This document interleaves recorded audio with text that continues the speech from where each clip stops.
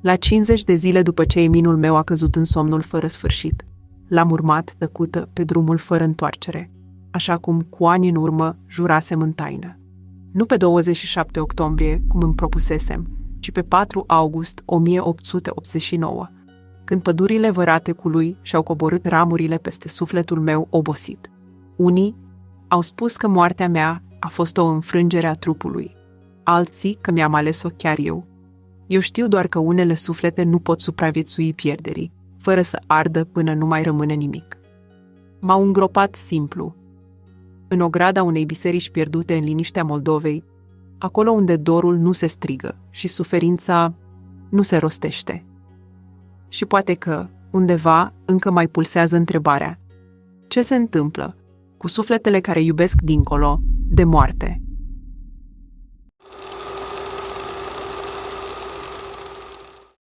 Viața mea a început în același an cu viața lui Eminescu. M-am născut într-un colț al Transilvaniei, la Năsăud, în primăvara anului 1850, în sunetul clopotelor care vesteau învierea. Mama mea, Ana Câmpeanu, m-a crescut după legile străbune. Era harnică, iubitoare de cămin și, asemenea femeilor române de altă dată, nu știa ce este odihna. Îmblânzea singurătatea torcând borangic, țesând cu iscusință lucruri casnice și împodobea căminul cu o pace născută din trudă și credință. Casa noastră era mică, cu doar 2 odăi și ziduri subțiri. În aer plutea mereu mirosul de piele tăbăcită, singura amintire mută a tatălui pe care nu l-am cunoscut niciodată. Ilie Câmpeanu, tatăl meu, fusese cizmar, un om blând, cu mâini muncite și privire greoaie. Luptase sub steagul lui Avram Iancu în Revoluția de la 1848, unde fusese rănit și murise la scurt timp. Când m-am născut, el nu mai era. Mama, rămasă singură, mi-a dat numele ei, Ana Câmpeanu, dar curând avea să mi-l schimbe în Veronica. N-am fost fiică de bogătași. Crescută în lipsuri, am primit însă din plin dragostea și înțelepciunea mamei. Avea o minte pătrunzătoare și un suflet larg, ca zările copilăriei mele. Vecinii mă strigau Alin tata, căci mama își făcuse din bucuria mea un legământ tăcut. Ce copilărie frumoasă am avut, liberă, visătoare, alergând cu pletele în vânt printre flori, împodobindu-mi pălăria cu ele, adormind sub teiul din fundul grădinii, sub sărutările mamei. Dar vremurile erau grele.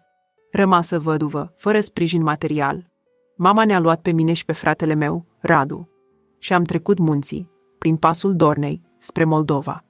Ne-am stabilit la Târgu Neamț, într-o casă cu draniță, aproape de Humulești, pe o uliță umilă, luată în stăpânire de mănăstire.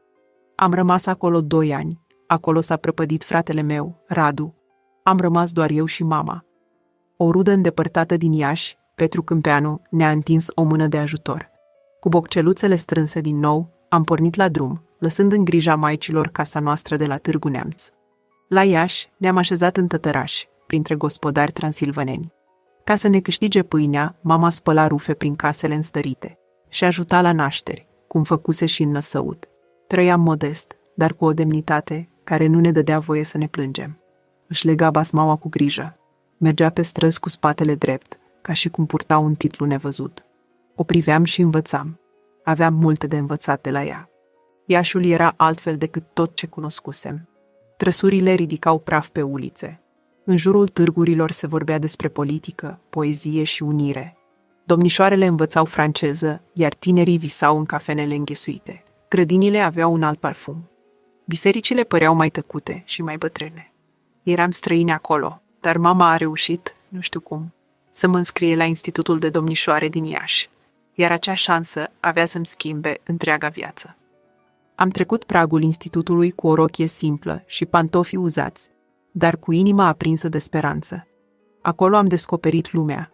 Literele, cărțile, limba franceză, toate păreau că mă așteptau. Îmi plăcea poezia și aveam talent muzical.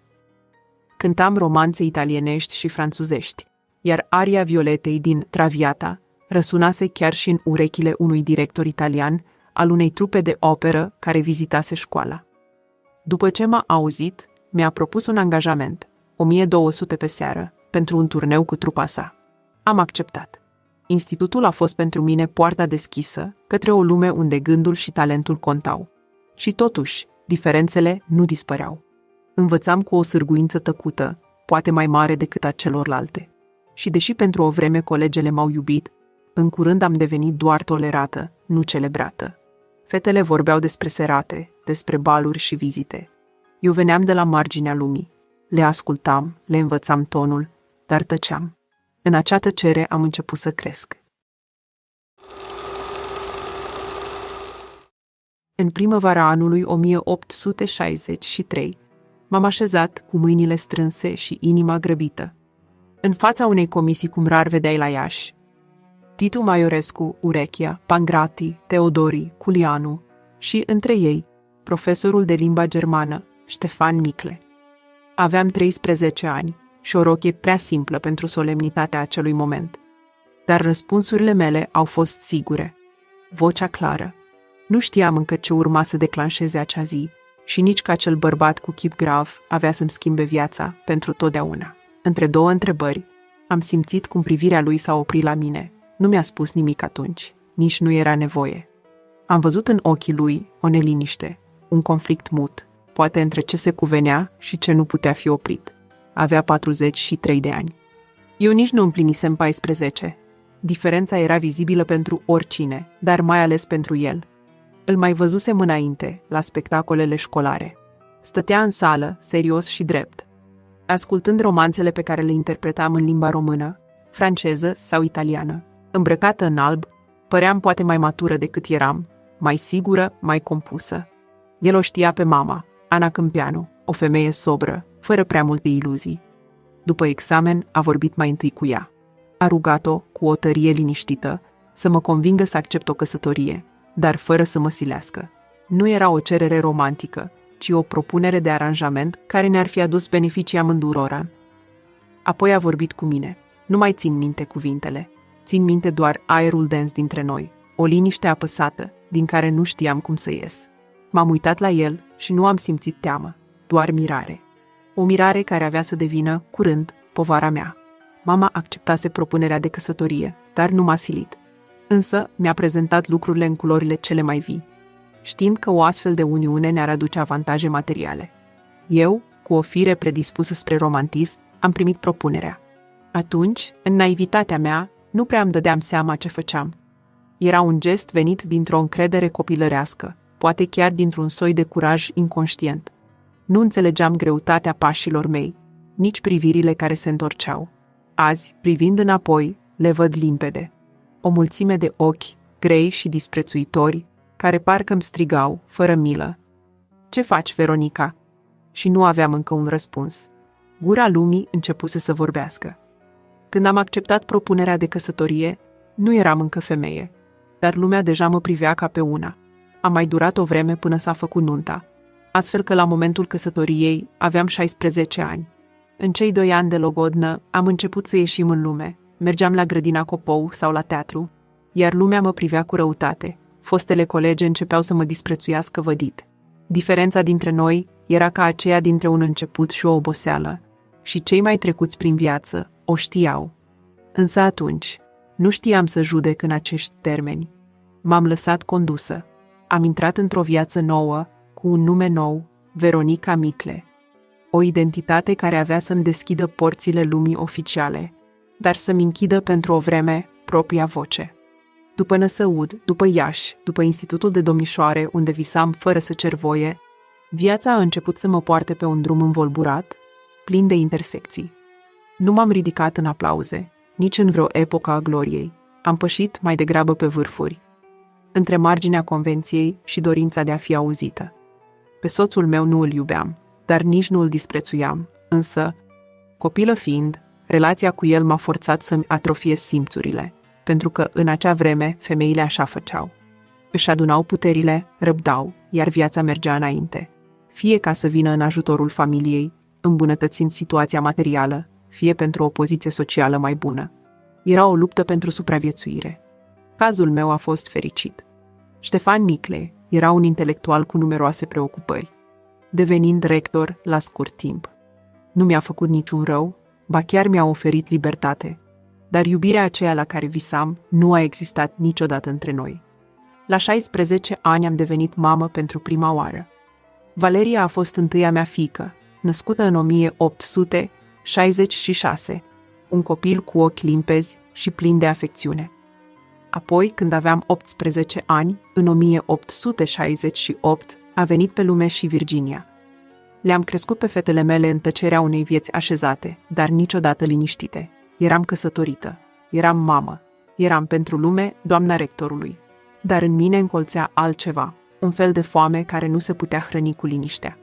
Pentru a-mi păstra spiritul viu în anii care au urmat, m-am refugiat în literatură, în muzică și în cercuri de femei care încercau, fiecare în felul lor, să schimbe câte ceva. În 1867 am fost aleasă în comitetul de conducere al Reuniunii Femeilor Române, alături de Matilda Sihleanu, Aristița Popescu și Cornelia Emilian, cea care, mai târziu, urma să-mi poarte o mare dușmănie. Ne unea un scop simplu și curajos: să ajutăm copilele sărmane, să oferim femeilor din clasele nevoiașe o formă de educație, o morală, o demnitate. În 1868 am ajutat-o pe Zoe Livezeanu să deschidă o școală profesională, o inițiativă revoluționară tacită pentru acele vremuri. Mai târziu, am fost delegată oficial să vizitez și să îndrum unele școli de fete din Iași. Nu era doar o muncă de fațadă. În fiecare clasă, în fiecare bancă, recunoșteam versiuni mai tinere ale mele, ochi curioși, dar reținuți.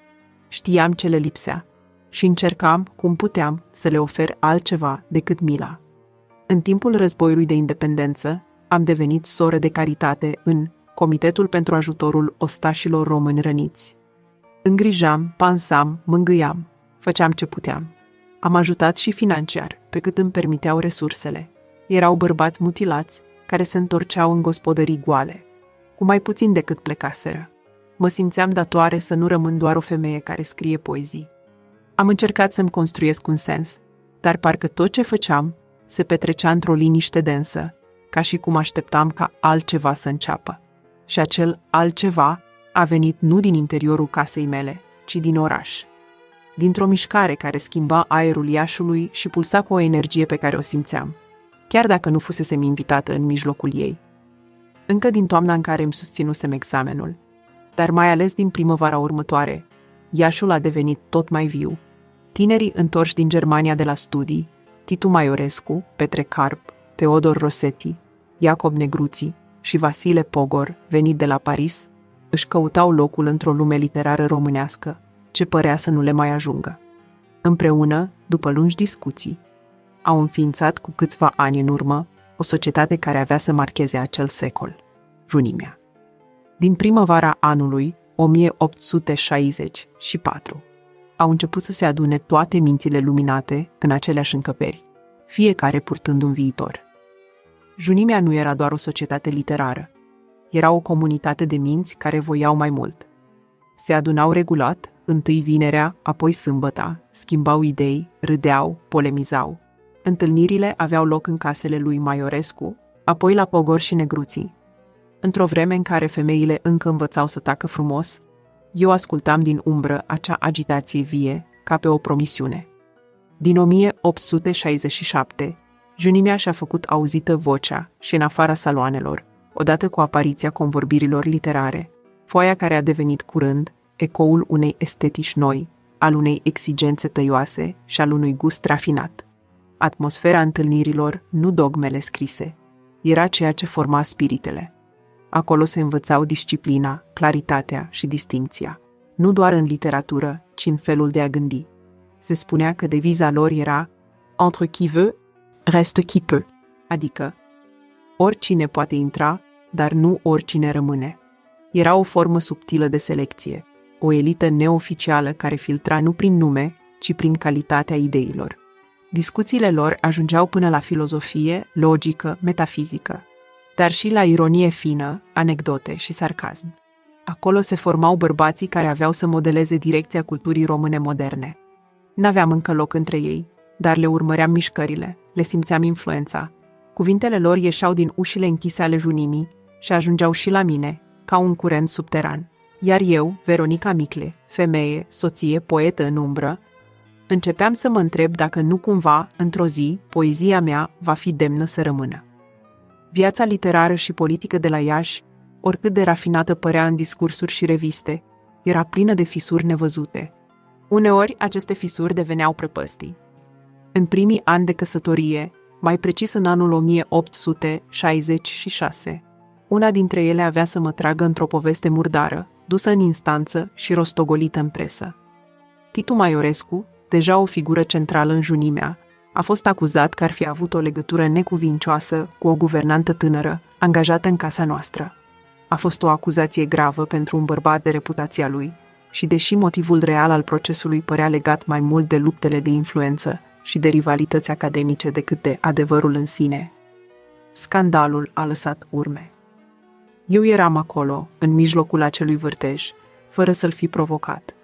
Eram o copilă când incidentul a avut loc, iar la proces, numele meu a fost rostit în declarații confuze, amestecat între mărturii contradictorii, tăceri și presupuneri. Mama, Ana Câmpeanu, s-a implicat și ea, mărturisind cu naivitate și fantezie, crezând că apără adevărul. Dar tocmai acel zel avea să complice lucrurile. Maiorescu a răspuns cu ironie în fața instanței, amintind de soția care a bătut la ușa guvernantei, dar n-a primit niciun răspuns. El a minimalizat întreaga poveste, dar a lăsat în urmă un resentiment rece. Era un bărbat tânăr, strălucit, cu o minte limpede și o mândrie tăioasă. Iar eu, chiar dacă nu știam atunci, devenisem un punct sensibil în povestea lui. Nu m-a iertat. Și poate nici nu m-a privit vreodată cu adevărat, altfel decât prin lentila acelui scandal. Lovinescu avea să spună mai târziu că Maiorescu nu putea nutri simpatie pentru mine încă de la debuturile mele și avea dreptate, deși, ani mai târziu, avea să treacă pragul casei mele, să rămână un ceas în salonul meu și să plece în aceeași tăcere sobră. Între noi nu s-a putut clădi niciodată o relație reală, nici intelectuală, nici umană. Fusesem la un moment dat parte dintr-o filă rușinoasă a dosarului său și în mintea lui acolo am rămas. Iar când eu și Mihai Eminescu ne-am iubit, s-a opus relației noastre. Dar aceasta este o altă poveste.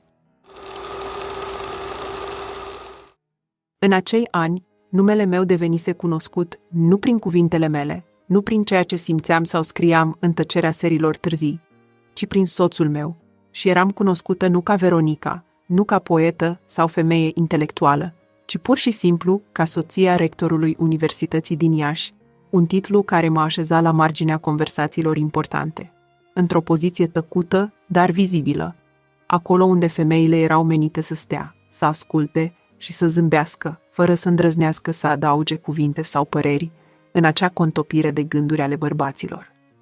În jurul lui Ștefan Micle gravitau oameni de știință, funcționari, profesori, mulți dintre ei veniți din Ardeal, ca și el, oameni respectați și preocupați de mersul culturii și al educației, oameni care vorbeau cu seriozitate despre viitorul țării și despre reformele necesare. Iar eu, deși tăcută și discretă, înțelegeam mai mult decât lăsam să se întrevadă. Absorbeam fiecare nuanță, fiecare ezitare, fiecare scânteie de inteligență sau orgoliu care plutea în aer. Cercul Junimii, deși la început părea îndepărtat și intangibil, nu îmi era cu totul străin, căci Ștefan participa uneori la ședințele lor și prin el, prin fragmentele de conversație pe care le aducea acasă, dar mai ales prin propria mea sete de a înțelege lumea în care trăiam, am început să urmăresc cu atenție ceea ce se scria în convorbiri literare.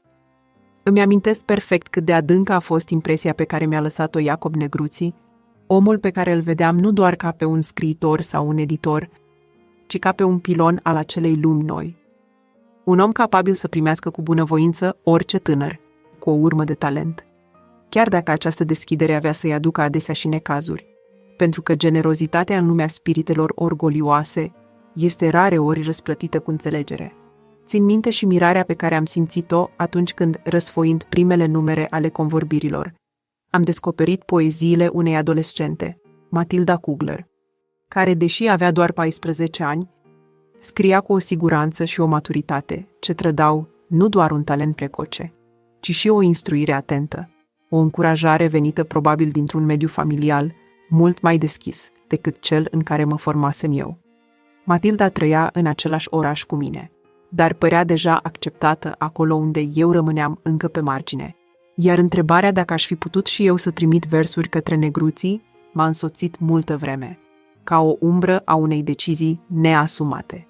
O întrebare fără răspuns clar, căci știam că nu eram doar Veronica, ci soția rectorului, implicată, fără voia mea, într-un proces răsunător care îl implicase pe însuși Titu Maiorescu. Ștefan Micle avea un prestigiu greu de clintit, dar lumea din jur nu ierta cu ușurință femeile care îndrăzneau să aibă o voce proprie, iar versurile mele, sincere, lipsite de încrâncenare sau de program politic, vorbeau despre iubire, despre dor, despre vise și despre acel tremur subtil al ființei, care, în ochii unei societăți strânse încă în corsetul convenției, era o formă de expunere periculoasă. De aceea, în 1872, am ales să debutez altfel, cu pași măsurați, trimițând 2 poezii către Noul Curier Român, unde redactor era poetul ardelean Ion Scipione Bădescu, și am semnat nu cu numele meu, ci cu pseudonimul Corina.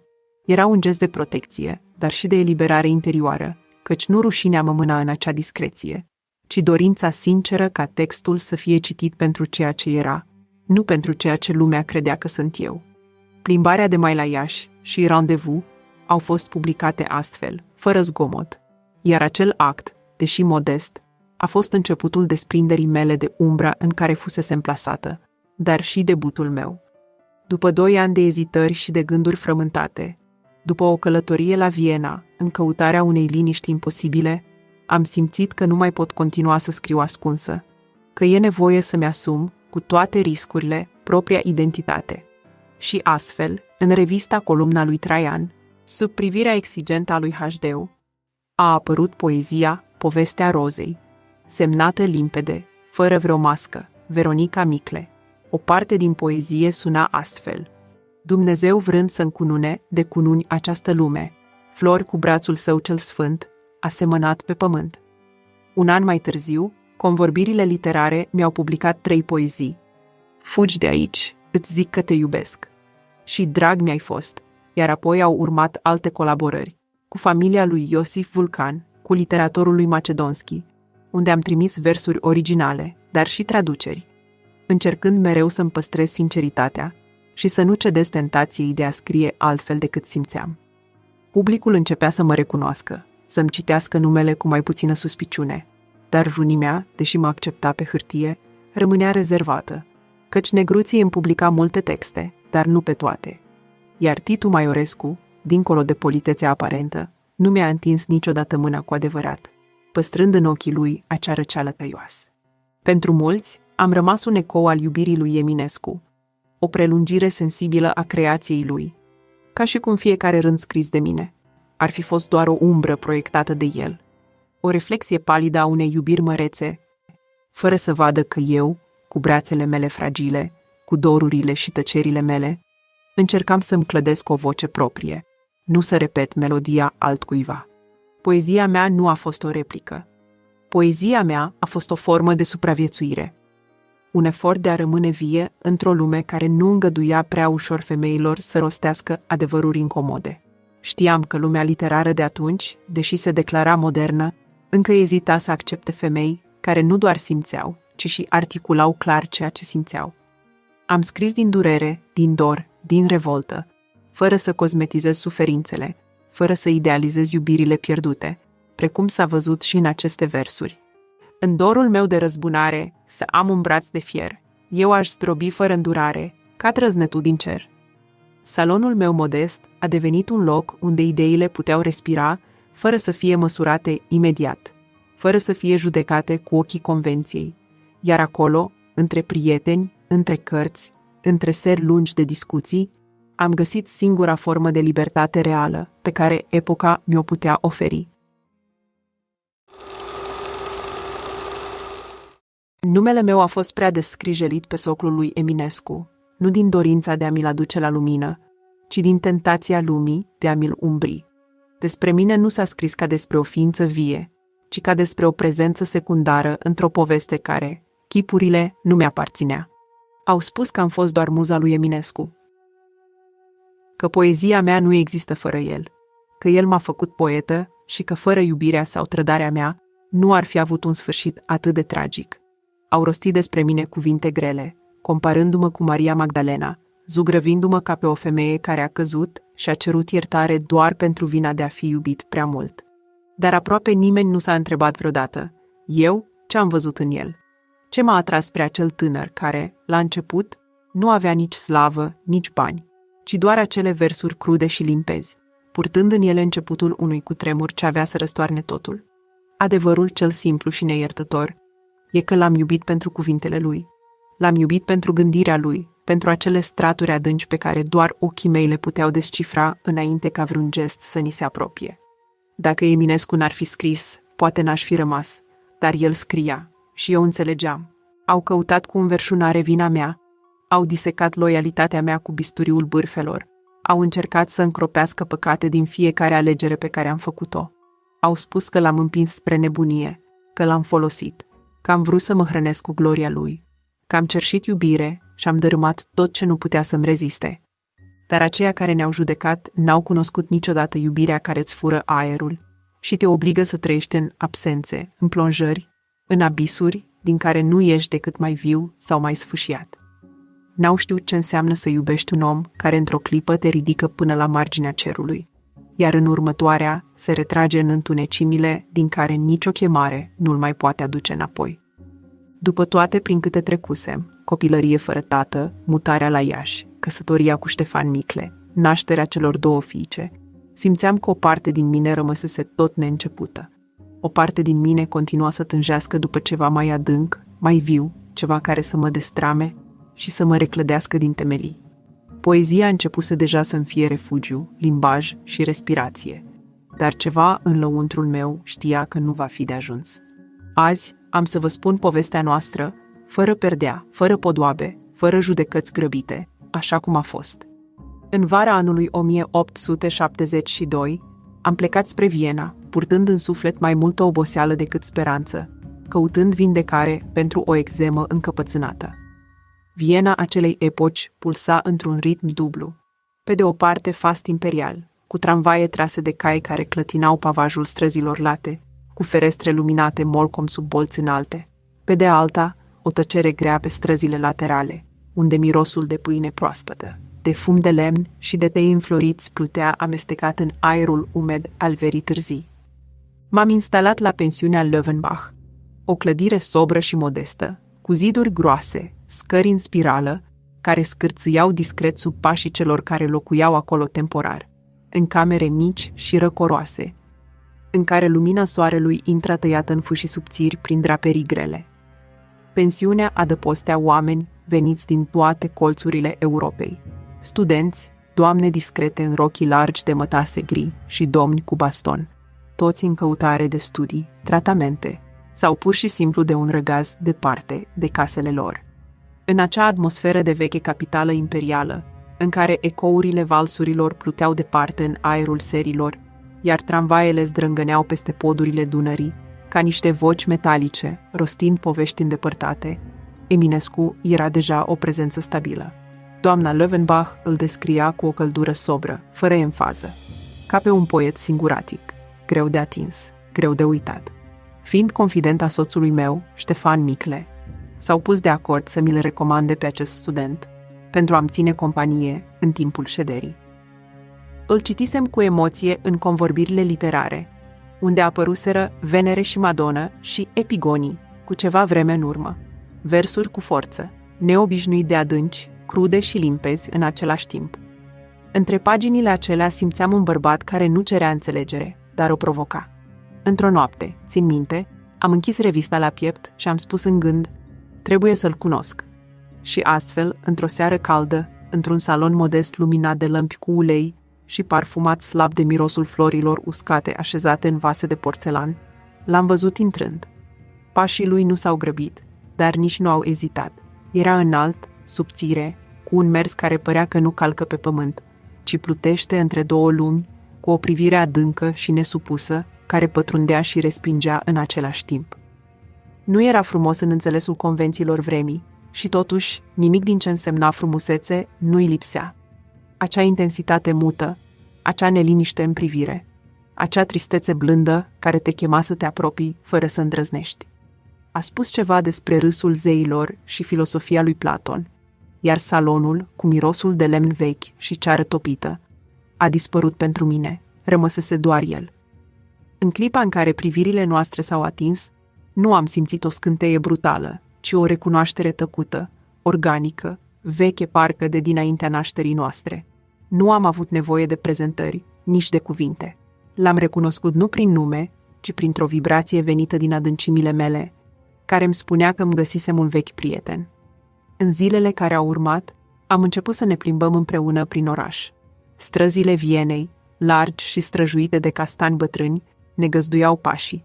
Intram în librării, unde praful plutea gros deasupra cărților în limba germană și franceză. Stăteam în cafenele unde aromele de cafea tare și fum de trabuc se amestecau cu forfota conversațiilor șoptite. Viena era pe atunci un oraș în care trecutul și prezentul coabitau fără să se rănească. Pe străzile largi treceau trăsuri elegante, în timp ce studenți cu pălării sărăcăcioase se adunau în jurul piețelor reci, discutând despre revoluții imposibile și poezie. În acest oraș plin de umbre nobile și sărăcii tăcute, Eminescu îmi vorbea despre Hegel, despre Kant, despre suferințele poporului său, despre visul unei Românii demne, dar și despre suferințe care nu se puteau spune decât printre versuri.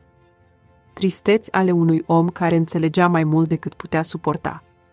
Eu îl ascultam și sorbeam fiecare cuvânt, nu doar cu mintea, ci cu fiecare fibră.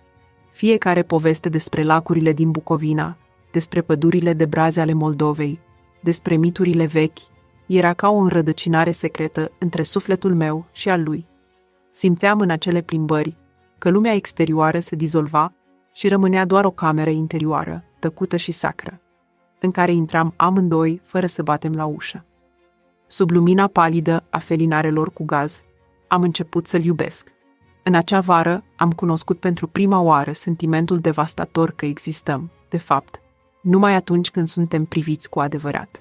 Și Mihai Eminescu m-a privit. A văzut nu femeia soție, nu femeia prietenă, nu femeia frumoasă, ci pe mine, în toată frământarea, în toată nevoia mea de a fi înțeleasă până la capăt. Întoarcerea la Iași a fost începutul unui altfel de absență. Orașul își purta, ca întotdeauna, convențiile și pretențiile. Mă întorsesem la aceleași alei ale Copoului, la aceleași ferestre grele, deschise spre aceleași lumini țepenite. Dar eu eram altă femeie. Și undeva, în adâncul orașului, știam că Mihai era și el acolo, purtând același dor, aceeași sete mocnită de a rosti ceea ce între noi nu fusese încă spus pe deplin. Ne scriam, la început timid, cu rețineri impuse de bunul simț și de împrejurările vieților noastre separate. Într-o scrisoare din 8 noiembrie 1874, trimisă cu aerul unui om care își cere voie să pătrundă într-o lume sacrosanctă, îmi mărturisea că măzărise într-o lojă la o reprezentație de binefacere și își amintea de invitația primită de a veni la seratele mele literare. Stimată doamnă, aseară v-am zărit într-o lojă la reprezentația de binefacere dată în folosul săracilor, în sala Societății Dramatice. Atunci mi-am amintit de invitația primită de a veni într-o joi la serata dumneavoastră literară. Nu merit laudele aduse pentru poezia Epigonii. E o concepție pe care o făurisem la Viena, într-un elan de patriotism. Trecutul m-a fascinat întotdeauna. Cronicile și cântecele populare formează în clipa de față un material din care culeg fondul inspirațiunilor. Cred că voi putea citi în salonul dumneavoastră o poezie, având un subiect cules din acest material. Primiți respectul meu. Cuvintele lui erau încă reci, respectuoase, parcă protejate de un zid invizibil. Știa că lumea noastră, chiar și acum, era încă străjuită de bariere, ale convenției, ale aparențelor, ale unei morale care exista numai în alb și negru. La seratele literare de la mine din salon, o parte din știința și viziunea lui Mihai s-au răsfrânt asupra mea, cum s-a întâmplat și cu Slavici la Viena sau Caragiale la redacția Timpul. Dar eu nu l-am copiat. Nu am fost un ecou al stilului său. În versurile mele nu veți găsi pulbere eminesceană. Veți găsi însă aceeași constatare dureroasă, că această viață nu este decât o tristă dezamăgire. Scriam după cum percepeam existența. În mine, în acei ani, poezia devenise o respirație necesară. Scriam despre dor, despre tăceri, despre vise, Scriam, nu ca să fiu publicată sau lăudată, ci pentru că altfel aș fi amuțit de durere. Iar Eminescu, fără să știe, devenise axul interior în jurul căruia gravita această nevoie. Pe acest bărbat pe care îl numeam, în scrisori, Eminul meu iubit, Titi al meu, Monsieur Eminescu, Mițule iubit sau Mițicule iubit, îl priveam neîncetat cu o admirație care trecea dincolo de cuvinte. În privirea mea era nu doar iubire, ci și o nesfârșită uimire. Uimirea aceea sfântă pe care o ai doar în fața lucrurilor cu adevărat mari, pe care nu le poți cuprinde niciodată în întregime. Pe străzile prăfuite ale Iașului, pe aleile Copoului, în serile ploioase, în care felinarele ardeau slab ca niște licurici obosiți, știam că undeva, poate la o fereastră, poate într-o cameră rece de hotel, Eminescu scria sau se gândea la mine. Și astfel, fără să știm când, iubirea noastră a devenit inevitabilă. Îmi plăcea să disec filosofia iubirii, dar trebuie să recunosc că lecturile mele nu atingeau niciodată profunzimile pe care Mihai le explora cu o ușurință aproape dureroasă. Eu citeam Victor Hugo, Lamartine, Gautier, George Sand, nume mari ale romantismului european, dar plăcerile mele literare erau adesea frivole, ca niște balsamuri trecătoare peste o neliniște pe care nu știam cum să o domesticesc. Cunoșteam limba franceză bine, puteam citi în original și, cu mai puțin aplomb, descifram și câte ceva în germana atât de dragă intelectualilor vremii, însă adevărata cultură profundă, vasta arhitectură a ideilor în care Mihai se mișca firesc, îmi era străină. Nu pentru că nu aș fi avut dorința de a înțelege, ci pentru că lumea lui era alta, o lume a abstractului, a filozofiei severe, a poeziei care nu era doar simțire, ci și noi modele de gândire, construite pe moment. La Junimea, prelegerile erau pentru mine mai mult o distracție elegantă decât un studiu serios. Ascultam cu plăcere expunerile, mă bucuram de verva polemicilor, îi admiram pe Titu Vârgolici și pe Iacob Negruții pentru spiritul lor vioi și clar. Dar adevărul e că nu pătrundeam în adâncimea lor reală. Îmi amintesc cum, la 14 martie 1876, Eminescu a ținut la Junimea o prelegere despre influența austriacă asupra românilor din Principate. Vorbea cu acea pasiune gravă care îi era proprie, iar eu, ascultându-l, nu știam atunci cât de profund îl rănea conștiința neputinței de a schimba ceva din realitatea care îl înconjura. Pentru mine, în acel moment, era doar o altă lecție de istorie și politică. Abia mai târziu am înțeles. Când Eminescu vorbea despre dezamăgiri, despre visuri frânte, despre influențe străine care strivesc identitatea, nu vorbea doar despre un popor, doar despre mine sau despre vreo femeie pierdută într-un colț de salon. El vorbea despre visul însuși, visul de a fi înțeles în toată complexitatea sa, de a iubi și de a fi iubit fără măsură, fără teamă. Îl simțeam în acele clipe ca pe un om ridicat deasupra vremurilor lui, dar totodată zdrobit de greutatea lor. În acele zile, și poate fără să-și dea seama, Mihai devenea tot mai mult centrul universului meu interior. Nu îl iubeam pentru că era mare, îl iubeam pentru că, dincolo de orice glorie viitoare, era, în ochii mei, atât de adânc omenesc, atât de sfâșietor de vulnerabil, încât să-l lași singur pe lume ar fi părut o crimă. În acei ani, când Eminescu devenise pentru mine un foc ce nu mai putea fi stins, încercam să-mi păstrez echilibrul prin poezie, prin munca mea de zi cu zi, prin grijile mărunte, dar cu fiecare pagină scrisă, cu fiecare rând trimis în lume, lumea lui devenea și lumea mea. Publicasem câteva poezii în columna lui Traian, Povestea rozei, La portretul unui poet și Lacrime și lacrime, fiecare ca un ecou discret al freamătului meu interior. În La portretul unui poet, mărturisirea era transparentă, aproape dureros de sinceră. Nu era nevoie să fiu numită, căci oricine citea acele versuri știa că vorbeau despre el. Privindu-ți fața de farmece plină, luă o rază în al meu sân, crudă fu însă a ei lumină. Din pieptul scoase un lung suspin. În anii care au urmat, corespondența noastră a devenit un fir de aur între două inimi separate de lume. Scrisorile mele erau pline de dorință, de chemare, de încercarea disperată de a păstra vie legătura.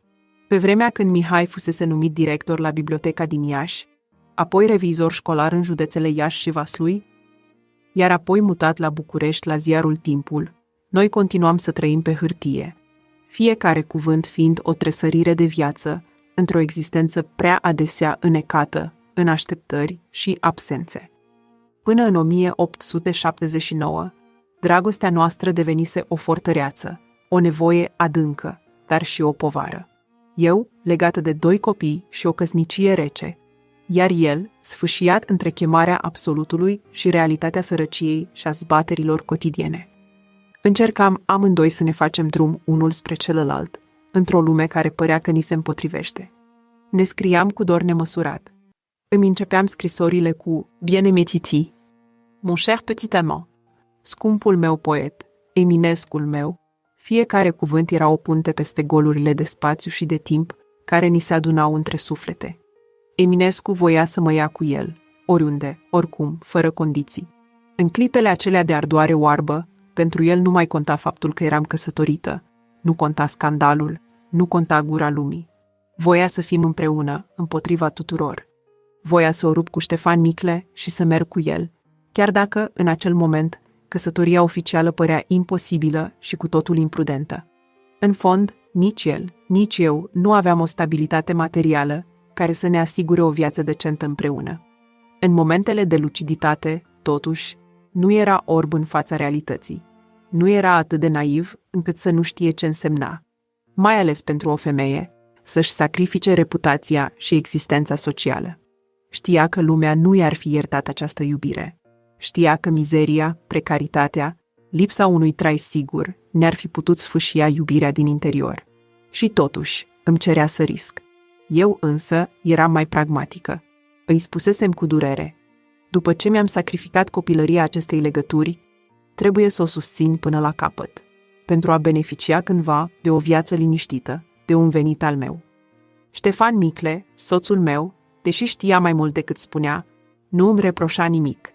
Iar Mihai, deși îi purta un respect discret, trăia cu frământarea și vinovăția iubirii noastre ascunse.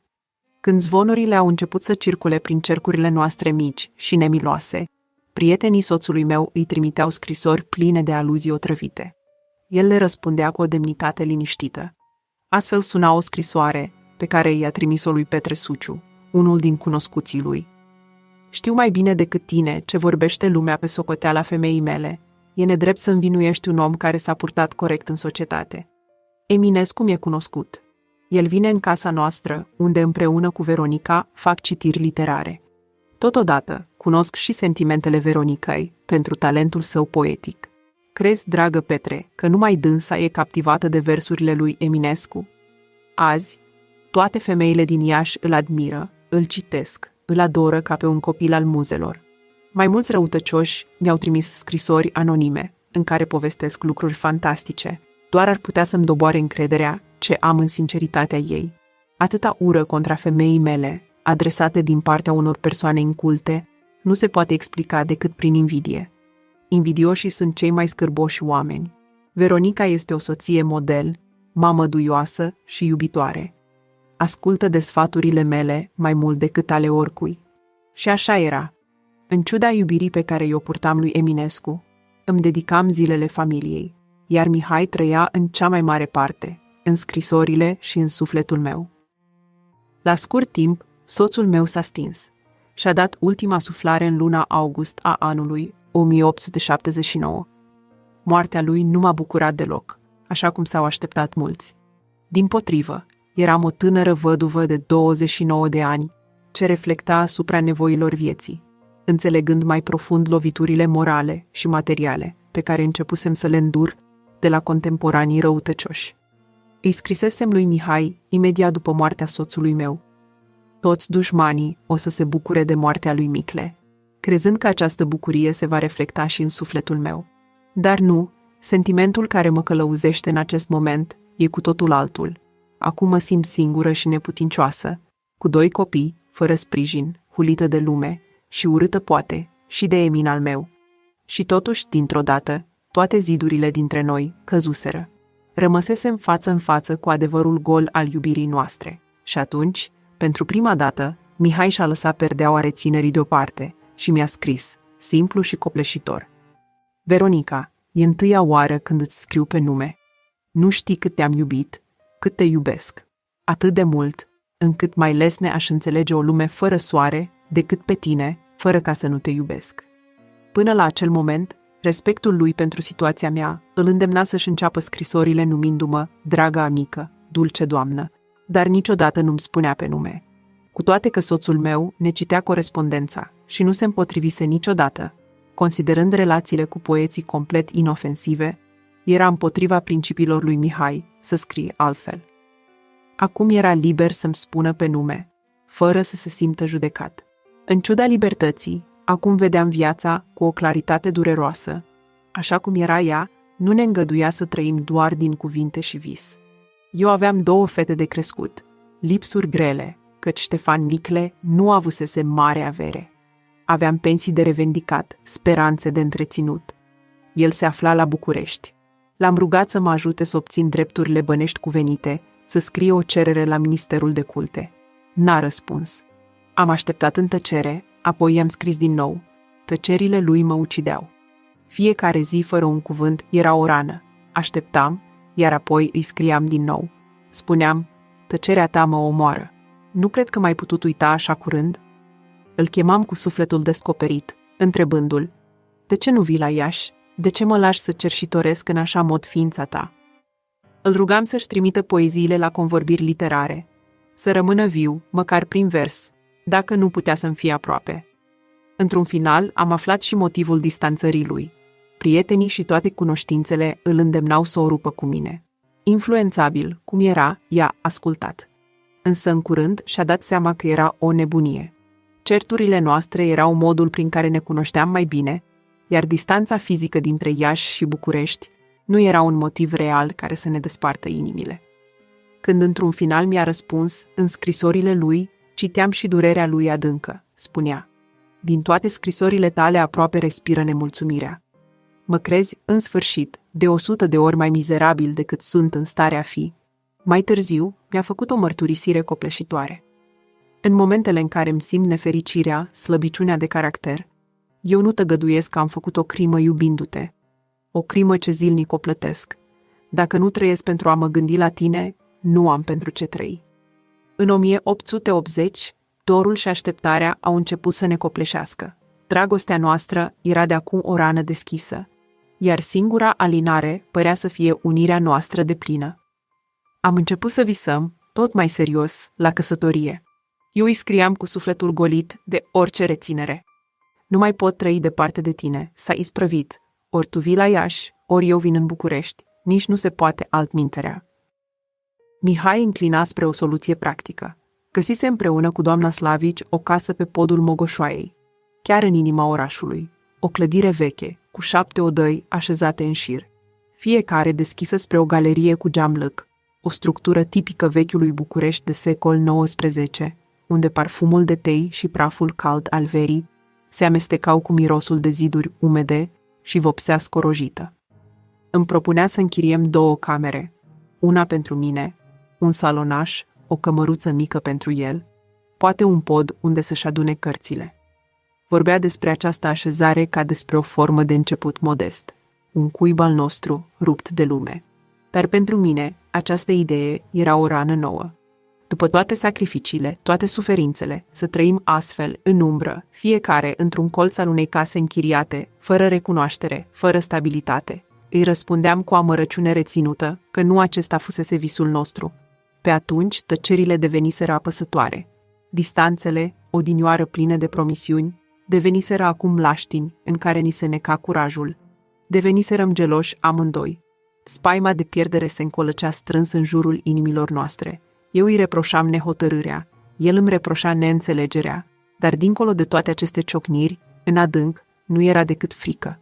Frica de a pierde ceea ce, în sfârșit, îndrăznisem să avem. Dar ne purtam de grijă. Eu îi spuneam că trebuie să mai slăbească și că poeții trebuie să fie mai afumați nițel, ca să fie mai interesanți.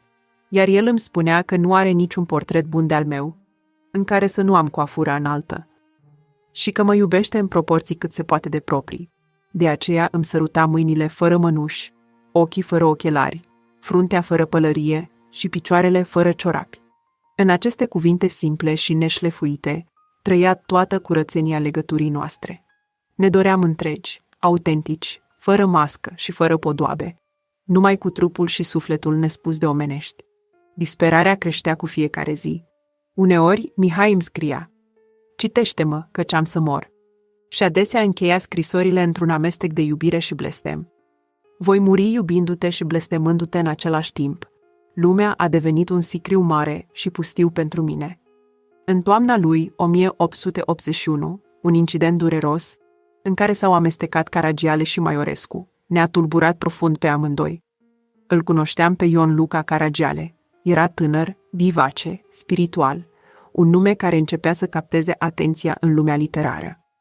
Mă ajutase, în trecut, când Mihai devenise tăcut subit, să obțin răspunsuri mult așteptate. Îl îndemna să-mi scrie măcar niște banalități și l-a ascultat. De aceea am avut încredere în el. În octombrie, Caragiale a fost numit revizor școlar al circumscripției Suceava-Neamț. Eu eram vulnerabilă, într-un moment în care Mihai se afunda în tăcerile lui chinuitoare, mereu departe, mereu absorbit de necazurile lui de la București. Și în acest gol lăsat de lipsa lui Mihai, Caragiale s-a strecurat, cu atenția și cuvintele lui dulci. Nu a fost iubire, a fost poate o rătăcire de o clipă, o iluzie de apropiere, născută din singurătate și nevoia de a fi văzută. Știu că s-au spus multe, știu că mulți au vrut să vadă în acea umbră o trădare deplină. Dar adevărul este altul. A fost un episod amar, scurt și fără viitor. Caragiale, prin glumele și obrăznicia lui jovială, a lăsat să se înțeleagă mai mult decât fusese. Ba chiar a alimentat zvonurile. Și așa a ajuns vestea la Mihai. A fost un incident dureros, unul care m-a urmărit mult după ce faptele se consumaseră. Lumea șușotea, ziarele murdăreau, iar noi încercam, fiecare în felul său, să năbușim incendiile iscate. Durerea lui a fost cruntă. Nu pentru ceea ce se întâmplase, fiindcă știa, adânc în sufletul lui, că iubirea mea nu se mutase, ci pentru ceea ce își imaginase, pentru războiul nevăzut pe care îl ducea cu propria lui neîncredere. Și totuși, dincolo de toate, Mihai nu m-a urât. Nu m-a alungat. Dragostea noastră, deși sfâșiată, însângerată, a supraviețuit și acestui atac. Fiindcă dincolo de lume, de bârfă, de greșeli omenești, noi știam, unul în sufletul celuilalt, că legătura noastră născuse ceva mai puternic decât mânia, decât rușinea, decât trădarea. Născuse durerea curată a celor care nu pot, oricât ar vrea, să se dezlipească unul de celălalt. În acele zile, departe fiind de el, crezând că între noi totul e pierdut, i-am scris: "Prefer mai bine să renunț la o legătură care nu e sub niciun raport compatibilă cu ființa mea. În urmare, te rog, totul să se termine. De azi înainte, e rupt și șters între noi. Sper că îți voi face prin aceasta un serviciu imens. Te voi descărca de povara, de grija ce te-a apăsat uneori și care te face să-ți iei lumea în cap." A fost o scrisoare a durerii și a mândriei rănite. O scrisoare prin care încercam să mă apăr de propria suferință. Însă, în ciuda tuturor rănilor, nu ne-am putut desprinde cu adevărat. Iubirea noastră fusese deja prea adânc săpată în lutul ființei. Pe Caragiale l-am lăsat în urmă, așa cum rămân umbrele unor nopți, palide, tremurătoare și fără puterea de a umbri soarele adevărat. Când privesc înapoi, înțeleg că nu greșelile noastre ne-au sfâșiat, ci slăbiciunile altora, presiunile lumii și mrejele întinse între noi cu bună știință. În februarie 1882, Caragiale a cerut transferul la Argeș-Vâlcea. O mutare aparent banală, dar în spatele ei pulsa rușinea, frustrarea și urmele unei neînsemnate prostii, ce amenințase să distrugă totul. Într-o scrisoare trimisă imediat după aceea, i-am mărturisit lui Eminescu despre o nouă întâlnire cu Caragiale. L-am întâlnit azi. Mi-a zis că eu nu ți-am mărturisit păcatul meu decât ca să sfărâm prietenia ce există între tine și el. Et il m'a traité un peu par-dessus la jambe. Il enrage. Ei, m-am făcut că nu știu că el a clămpănit pe la ușă la mine și l-am întrebat: "Ce ați făcut aseară?" El mi-a răspuns: "Nu se spune." Apropo, zice, hai să-l faci pe Eminescu să se bată cu mine, să mă împuște. Și câte alte prostii. E un adevărat spion.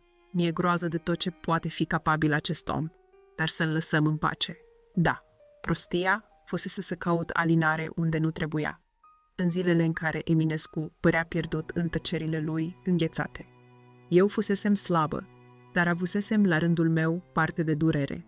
Eminul meu iubise multe femei, pe unele chiar în timpul relației noastre. Dar am înțeles. În viața lui Mihai, iubirea nu s-a împletit niciodată într-un singur fir. Nu a existat o singură ființă, ca în legenda lui Petrarca, care să-i fi subjugat inima în întregime și pe vecie.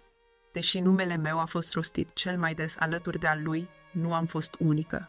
A existat Elena, prima iubire, o umbră dulce din tinerețe. A urmat Eufrosina Popescu Marcolini, cântăreața vestită pe care a cunoscut-o la Teatrul Național din București, Frederica Bognar și Augusta Baudius Wilbrand, de la Burgtheater din Viena, Mili de la Berlin, Cleopatra Poenaru, fiica pictorului Leca, și Mite Cremniț, cumnata lui Titu Maiorescu. Erau femei reale, femei fragile și pământene, dar Eminescu nu le iubea doar pe ele. El era îndrăgostit de ideea însăși a iubirii, de un ideal inaccesibil, mereu căutat, niciodată complet găsit. Melancolia, acea umbră care îi traversa poezia, nu venea doar din dragostea pierdută, ci din suferința de a nu fi înțeles pe deplin de nicio inimă omenească. Au existat vremuri tulburi, când sentimentele nu mai aveau margini curate, când chiar între oameni mari, precum Eminescu și Maiorescu, se nășteau invidii tăcute, arzătoare. Am privit de departe, cu o durere care n-avea glas, cum un alt nume se furișa între noi, Mite Cremniț, stabilită la București încă din anul 1874. Mite, tânără, frumoasă, purtând noblețea unei familii aristocratice germane și bine instalată în societatea noastră, prin legătura cu Maiorescu, făcea parte din lumea noastră literară. Cu talentul ei, cu scurtele nuvele adunate în Fluch der Liebe, apărute la Leipzig, ea a devenit nu doar o prezență agreabilă, ci o influență tainică. Cu câțiva ani în urmă, aflasem că își găsise un loc tot mai des lângă Eminescu, invitată să cunoască limba noastră în original, rugându-l să-i fie învățător. Seară de seară, masa la familia Cremniț devenea pentru el o ocazie să fie mai aproape de ea. Era frumoasă, inteligentă, subtilă, cu 2 ani mai mică decât mine, dar cu o altă lumină în ochi, una străină, rece. Maiorescu încerca să mascheze gelozia care îi strângea inima. Mite îl aștepta, privind pe fereastră încă din zori, cum intra cu pălăria sa uzată, cu gulerul ridicat. Știam, aflasem, eram geloasă. Maiorescu, de altfel, n-a putut ascunde supărarea. Nu-i plăcea că Eminescu se simțea acolo ca la el acasă. Nu-i plăcea să vadă ochii aceia vorbind un limbaj pe care el, atât de calculat, nu-l putea îngrădi. Acești poemi, spunea el disprețuitor, uită adesea cuvința. Mai târziu, când Mite a aflat că Mihai mă iubește în continuare, relația lor s-a stins. Privind înapoi, știu că nici Maiorescu, nici Mite, nici Caragiale, nici geloziile tăcute n-ar fi putut clinti ceea ce noi am simțit în adâncul inimii. Unii l-au judecat. Unii au spus că n-a iubit niciodată, că s-a iubit doar pe sine, asemenea faimosului Narcis. Alții, mai rău, au afirmat că pentru el iubirea nu era decât un simbol economic, o metaforă pentru România. Eu știu altceva. Eu am trăit ceea ce el a simțit. Dar nu greșelile noastre ne-au sfâșiat cu adevărat. Ce ne-a zdrobit au fost slăbiciunile altora, minciunile altora, intrigile care au lucrat tăcut, meticulos, până ce au săpat fisuri adânci în încrederea dintre noi. Una dintre aceste forțe a fost Titu Maiorescu. În ochii lui, iubirea noastră era un accident nefast, o slăbiciune intolerabilă. Avea alte planuri pentru Mihai. Voia să-l vadă profesor universitar, căsătorit cu o fată cinstită și cu stare, înrădăcinat în siguranță, protejat de rigorile mizeriei și ale pasiunii. Eu, pentru el, eram doar un pericol, o ispită, o femeie cu trecut și sensibilități prea puternice pentru idealul sobru pe care îl proiectase pentru geniul Junimii. Într-o dimineață de iunie 1892, mult după ce noi doi nu mai eram pe această lume, Maiorescu i s-a destăinuit lui Alexandru Brătescu Voinești, în salonul casei sale din strada Mercur. Mărturisise cu o răceală de bisturiu că visase pentru Eminescu o altă soartă, una fără mrejele unei femei ca mine, pe care o disprețuia în ascuns. Vorbea despre mine ca despre prietena multora. Tăcerea care s-a așternut între el și Maiorescu a fost grea. În realitate, căsătoria noastră nu a căzut doar sub povara intrigilor și trădărilor. A căzut sub propria greutate. Eu voiam să rămân la Iași, aproape de fetele mele și de rădăcinile mele.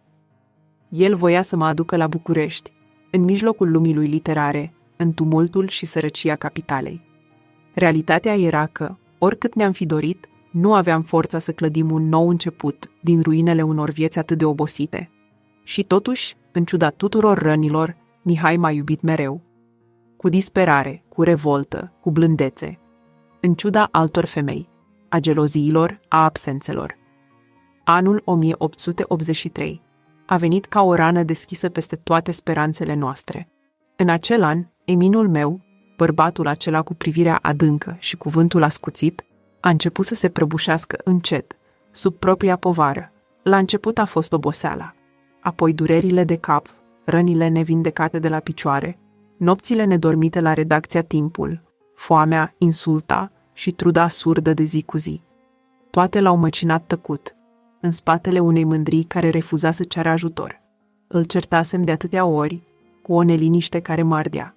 Îi scriam, îl rugam să aibă grijă de el, să mănânce, să doarmă, să se apere măcar puțin de lumea care îl devora. Dar el nu știa să trăiască altfel. Era prea nobil ca să cedeze, prea sălbatic ca să se adapteze, prea curat ca să mintă.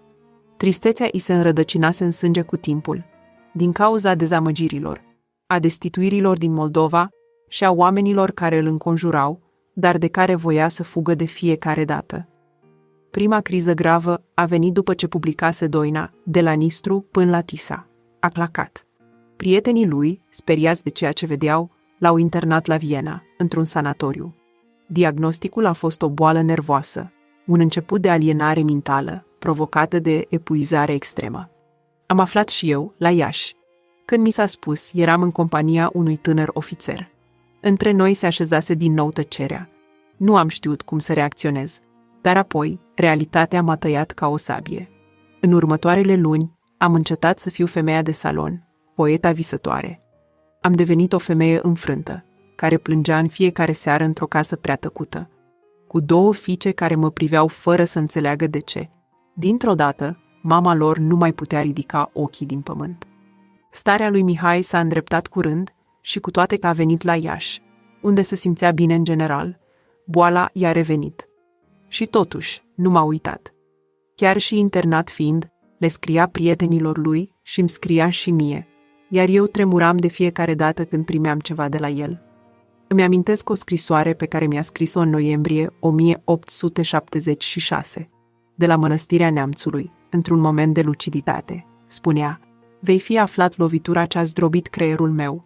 Singur, fără un ajutor și o mângâiere, îmi duc zilele de azi pe mâini. Numai privindu-ți portretul, în sufletul meu blazat, se coboară o rază de lumină din ochii tăi. Vestea că vei veni să mă vezi aici, în casa de nebuni, mă face să mai supraviețuiesc clipelor de a sfârși cu viața. Micul tău Emin nu a uitat să mai scrie versuri. Citește-le, îmi spunea. Versurile erau acestea: așternut în iarba verde, în poiană către seară, aștept luna cea de vară, după deal ca să răsară, și privesc cu drag în valea ce se întinde hă departe, până ce munții închide calea. Unei lumi ce ne desparte, și tot trec gândiri, 1000, prin o minte amăgită. Ce va fi în veșnicie, dacă clipa-i urgisită? De când s-a îmbolnăvit, până în 1889, viața mea s-a restrâns la scris, la rugăciune și mai ales la așteptare. Încet am adunat câteva poezii într-un volum pe care l-am numit simplu Poezii și l-am publicat în 1887. Munca aceasta nu era un simplu exercițiu literar, era o modalitate de a păstra legătura cu lumea lui Mihai, cu lumea versurilor, singura în care mai puteam respira. Scriam adesea rânduri dedicate lui, chiar dacă nu îi le trimiteam. Așa s-a născut dorința de a publica acel volum, ca o mărturie a unei iubiri ce nu și-a găsit împlinirea lumească, dar care trăia, ardentă, în tăcere. Atunci am scris și poezia În cenușă, care suna astfel: în cenușă stă ascunsă, foarte adesea o scânteie, și o iubire nepătrunsă, într-un suflet de femeie. Și de patimă e arsă, inima ce ți-am dat ție, dar iubirea în ea neștearsă a rămas pentru vecie. Corespondența noastră s-a rărit din momentul în care s-a îmbolnăvit. Câteodată, împreună cu un prieten comun, încercam să aflu dacă se mai gândește la mine. Când am aflat, în 1884, că se află din nou în București, am înviat puțin. M-am dus, cu o inimă tremurândă, să-l văd. Dar nu era Mihai cel de altă dată.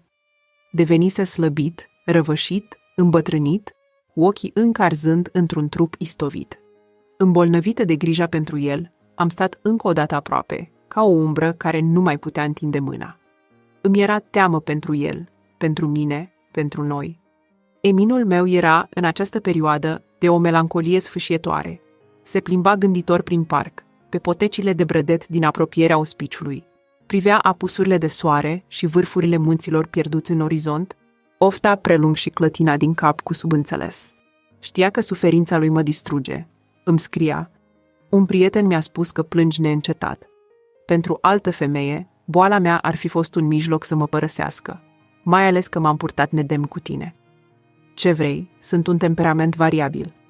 În iubire, astfel de temperamente sfârșesc în felul nostru, dar tu, Veronica mea, acum de-abia te pot înțelege.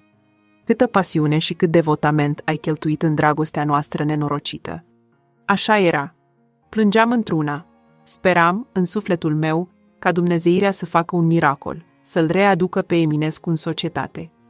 Când și-a mai revenit, a intrat în grija surorii lui, Harieta, la Botoșani. Harieta Eminovici avea convingerea că eram eu cea care adusese toate nenorocirile asupra lui Mihai și a găsit prilejul perfect să facă echipă cu o altă femeie ce-mi purta dușmănie din trecut, Cornelia Emilian, hotărând să oprească întâlnirile noastre pentru totdeauna. Episodul care a urmat a fost cu totul umilitor, dar dragostea pentru Eminescu era mai puternică decât umilința. Aflasem că Mihai ieșise de la mănăstirea Neamțului tocmai din ziare. Am hotărât să-l vizitez. Despărțirea nu mai putea fi îndurată, însă lucrurile nu erau atât de simple. Harieta și Emilianca au decis să se împotrivească vizitei mele. Scena sosirii mele a fost parcă scoasă dintr-o piesă de teatru penibilă. La intrare, Harieta Eminovici m-a întâmpinat cu țipete, ofense, vorbe grele. Crezuse că mă va intimida imediat. Dar eu eram hotărâtă să-l văd pe Emin pentru ultima oară, iar apoi să mor. Îmi planificasem moartea cu mulți ani în urmă, iar el știa. Îi spusesem într-o perioadă în care răspunsurile lui nu veneau. Îmi vei permite să aștept un răspuns de la dumneata? Voi muri în ziua de 27 octombrie, când prima oară, într-o casă mică și modestă, ți-am dat dovadă de iubire. Câte umilințe am îndurat în acele zile din partea acelor femei pătimașe și inconștiente. De când intrase Mihai în grija surorii lui, suferința mea crescuse cu fiecare zi. Liniștea mi era tulburată de insomnii grozave. Mă gândeam mereu cum aș putea să fac să-l scap din mâinile ei. O soră care spera ca prin grija față de el să primească niște bani în plus, căci se făceau subscripții publice pentru strângere de fonduri, iar instituțiile îi plăteau pensii ca recompensă națională pentru contribuțiile sale culturale. Spera să cumpere o casă și să trăiască de pe urma acelor bani. Dar erau motive mai profunde pentru care era această femeie atât de înverșunată împotriva tuturor. La moartea bătrânilor Eminovici, primise 8.000 de lei pe care îi pierduse prin diferite speculații. Mai mult, fiind paralitică, nu se putuse căsători niciodată, iar această amărăciune o măcina pe dinăuntru. Pentru ea, orice femeie care putea să iubească era vinovată. Aflase cumva că eu și Mihai am fi vrut din nou să ne căsătorim. Una ca asta i-ar fi stricat planurile. Harieta și Cornelia Emilian mă numeau Bălăuca. Inventau minciuni pe care le propovăduiau ori de câte ori aveau ocazia. În fine, vizita a avut loc. Am ajuns la ora 3 după masa și am stat cu Mihai până la venirea doctorului, la ora 6. Harieta îl numea pacientul ei. Povestise apoi cunoscuților că pacientul, din starea cea fără mișcare de părea că e mort, s-a sculat pe cot și a început a plânge, fără ca o oră să mai poată zice un cuvânt. La ora 6, când a venit medicul, a întrebat cu asprime care era cauza pentru care starea lui era de 10 ori mai rea de cum îl lăsase dimineață. Atunci a arătat înspre mine. iar eu m-am ridicat și am ieșit. Dar povestea nu s-a încheiat acolo. Îmi era teamă că Harrieta nu îi oferea condițiile de care avea nevoie, cu toate că îl îngrija cu mult devotament. Însă doctorul nu părea să știe ce să-i facă. Am trimis un alt doctor specialist să-l examineze. Când a aflat Harrieta că era trimis de mine, l-a oprit imediat, iar vorbele pe care mi le-a transmis prin tânărul doctor nu merită să fie redate. Într-un final, cu multă trudă, am reușit să planificăm plecarea de la Harrieta. Am ajuns în casa ei, fără să-i dau de veste, de teamă că m-ar putea refuza. Și răspunzându-i acuzelor pe care mi le arunca, îi spusesem că prefer să fiu metresa lui Mihai decât femeia unui prinț. El, văzându-mă, a fost atât de emoționat, încât abia a mai putut să vorbească. L-am luat și am mers la București. Era fericit. Am lăsat în urmă țipetele disperate ale Harrietei, dar asta nu mai conta. De acum se temea că voi lua eu banii lui Mihai, fără să știe că eu n-aș fi primit ajutoare de la el vreodată. Cei care mă cunoșteau știau că până și îmbrăcămintea mea era modestă, iar traiul meu de asemenea. Singura mea greșeală fusese aceea că îl iubeam cu o pasiune crescândă pe Emin. La București am trăit câteva luni frumoase împreună, până într-o zi, când boala grozavă a pus din nou stăpânire pe el și a fost internat în casa de sănătate a doctorului Șuțu. Știam, în sufletul meu, că sfârșitul era aproape. Cu 7 ani mai înainte, într-o zi geroasă de iarnă, îi scrisesem despre un fapt care mă impresionase adânc. Un fapt, aș fi spus, fenomenal. În Iași, după o masă copioasă, 2 soți ceruseră gazdei lor îngăduința să se odihnească. S-au culcat și au murit. Îi spusesem atunci că nu se poate ceva mai trist, mai frumos și mai poetic după mine, ca cele 2 sicrie unul lângă altul, acele 2 vieți duse deodată, închise în aceeași groapă. Iată un lucru pe care îl invidiez. Si nous pouvions mourir comme cela, ce ne serait pas la mort, mais une union éternelle. Dar nu va fi așa, noi vom muri departe unul de altul, poate fără să ne plângem unul pe altul. Ah, ce tristă e viața aceasta! Am prevestit cu inima zdrobită.